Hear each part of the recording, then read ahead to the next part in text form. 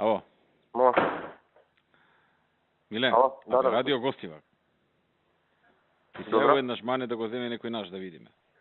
Председателе, зборувавме на влада, значи таму требаше стечај да покрени Горан Траковски на влада. Чекај, ќе те уклучам да слушам, мане да не скажам, ајде. Кажи сега. Значи таму главен доверител беше управа за јавни приходи. Добро. И бидејќи вработените во Гостивар и тие се побаруваат од радио Гостивар, не може да покрене стечај, бидејќи треба да се плати. И вие еднаш му кажавте на Горан Траковски, сега да проверам докаде да покрени стечај. И во стечајна постапка или да се откупат, или да го или да се ликвидира, па да го отворат ново.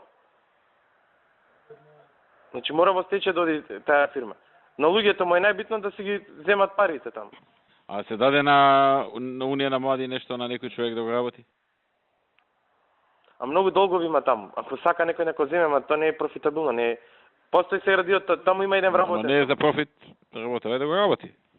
На кога работи председател, има само еден вработен, таму се нема ни опрема, таму нема ништо. Значи на времето ставили некоја антена, ама има многу долгови. Значи има кон управа за јавни приходи, има плати, има здравствено, има ПИО.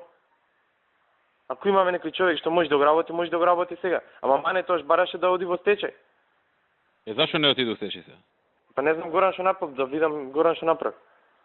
Па ај види па јави се. Важе. Да го разборичкаме ова и да го брзаме. Ќе ви пишам одма. Или пишем или јави се тука. Тука сме ние у канцеларија. Ај.